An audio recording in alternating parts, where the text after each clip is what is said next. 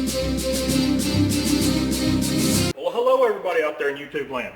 As I mentioned in a previous video, I'm going to take an opportunity to make some of the foods that I've enjoyed during the soft food stage of the VSG diet. I've already got my handy dandy apron on for cooking. Make sure I don't get my pretty clothes up underneath all nasty and junkified and everything. But yeah, so we're about to go Iron Chef on this, and we're going to make the world famous Ricotta Bake today. So stay tuned. We're going to go through how to make this Ricotta Bake and show how it comes out. So we have here everything that we need to make the Ricotta Bake. I'm going to add one special ingredient that I don't have on the table here. It's going to be a surprise coming up here in just a little bit. But in order to make the ricotta, of course, the first thing you have to have is ricotta cheese. So I've got some ricotta cheese over here. I've got some Parmesan cheese, some mozzarella, some olive oil cooking spray, a little bit of marinara, some black pepper, some basil, some garlic powder. I've got a 1/3 cup measuring cup that's going to be used for the cheeses, and I've got a 1/4 teaspoon that's going to be used for the spices. And then of course I've got a dish. This is a Pyrex 8x6 inch dish. I've already got the top oven preheated to 350. So we've got that preheated 350. We're going to start making everything, and then you're going to see the secret ingredient that I use coming up here shortly. So of course, to start with, what's Ricotta Bake without the ricotta? So we're going to take, and as you see, it's brand new, open. I just took the lid off just a second ago. We're going to open this thing on up. Get all that paper off of it. Bam! We're going to go Emerald Lagasse style on this and just kind of dump it on in the pan. If it doesn't want to come out, take a spoon, just kind of dip it on out, put it in the bowl. It's a real simple recipe. Everything kind of goes together. If you didn't notice, this ricotta looks pretty much like mashed potatoes. So we're going to throw our trash in there. So we have the ricotta in the bowl. Next thing we're going to do is we are going to take some basil, and we're going to get 1/4 teaspoon. So we're going to take the 1/4 teaspoon, put it in there, dump it on in there into the ricotta bake. Boom, that one's done. Now we're going to take our garlic powder. Kind of shake it down a little bit. If you can tell, our garlic powder is a little on the low side, but I am a huge fan of garlic. I love garlic. So guess what? We're going with 2/2 teaspoon or 2/4 teaspoons in there. For those of y'all that know math, you know that means that equals 1/2 teaspoon. That's correct, children. All right, so now we have the basil in there. When it comes to black pepper, this is completely by taste. How much ever black pepper you want in there. So we're going to take and just kind of shake some black pepper into it. All right, good. That works perfect. Now then, as you noticed, I had mozzarella cheese and Parmesan cheese out.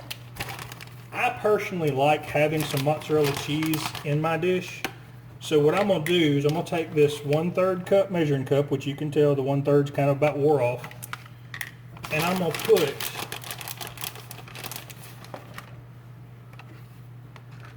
a little bit over half as being Parmesan.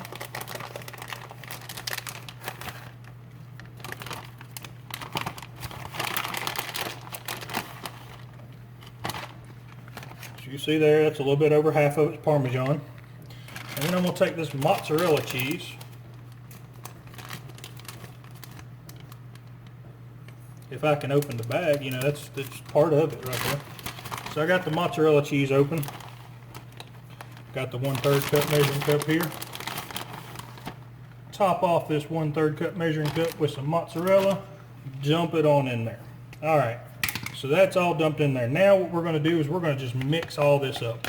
Mix it till you got a good consistency, so it's all blended together. And then in here in just a second, you're going to see what the special ingredient is. So we got this all mixed in together. It's all mixed really well. Now, you ready for the secret ingredient? Chopped spinach. I love spinach. Some people may not like it. I do, personally. But yeah, so you're about to, I'm going to break for just a second because I'm going to drain the spinach from, put it in a towel, drain it out, get as much liquid as I can out. Then I'm going to mix it to the ricotta. So hold on just one moment.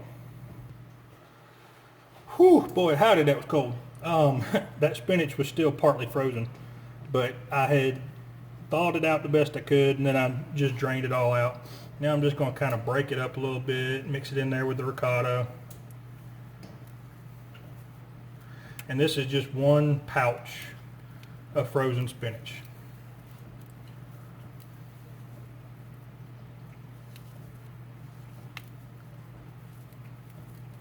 And I guess when I did the earlier part, when I said these are all the stuff you're going to need, I should have thrown in there that you need a spoon, because it's kind of messy when you take and do it with your hands. So now we're going to take and mix all this together, all this goodness in here.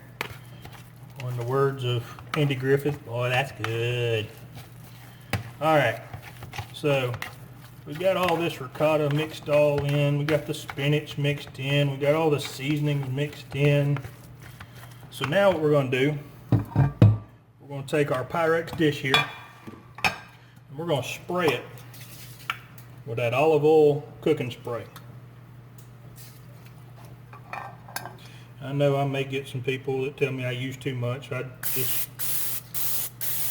kind of go the way that I think it should go myself. Alright, so we got the olive oil cooking spray in there. Put that up. We're going to take this ricotta mixture here, and we're going to pour it into the dish. Now, like I said, when it comes to the normal recipe that I've seen online, it doesn't call for the spinach. I just happen to like spinach, and gives me a little bit more green vegetable goodness in there. Alright, so we're going to kind of get that all smoothed out. Don't it look good? Yeah, I know some people might say it doesn't, but I know I like it. And it's real easy to go together. I'm lazy. That's probably one of the reasons why I had got up to 380 pounds at one time. But, you know, this is a real simple recipe to put together. Alright, now we're going to take our marinara that we got here. You see it says open on it because I opened it last week. And I'm going to take and actually put some of the marinara, kind of spread it on top of it.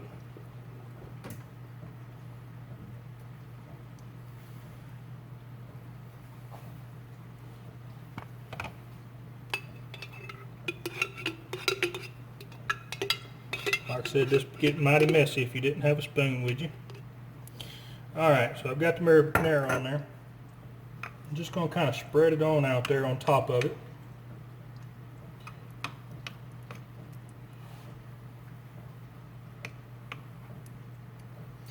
Alright, so we got the marinara on there.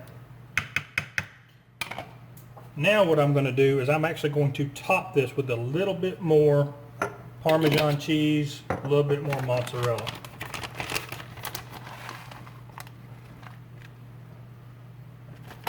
Didn't have much of a Parmesan in there, and I'm not going to put a whole lot on there, just enough to where it kind of lightly covers it.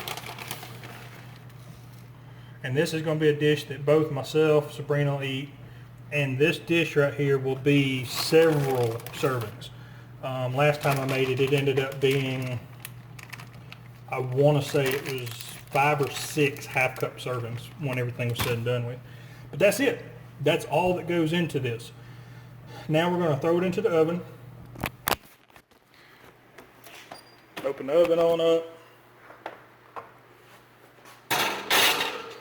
Throw this in the oven. Close the oven up. It's at 350. We're going to do timer.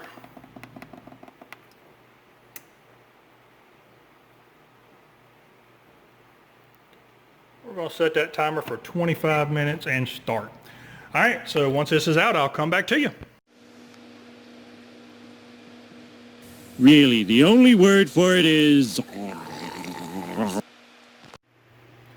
So here it is, the world famous, or almost world famous, whatever you want to call it, Ricotta Bake. Just pulled it out of the oven not too long ago. It's sitting on the wire rack. We have quartz countertops. I know it's not supposed to. I just don't want to put a scalding hot dish onto the cold quartz countertops and then possibly break the dish. I know it's not supposed to, but anyway, that is the Ricotta Bake. So I'm gonna let it cool just a little bit to where it's enough to where I can handle it and eat it, but I will dish this out into half-cup servings and it will be perfect. So yep, that is it.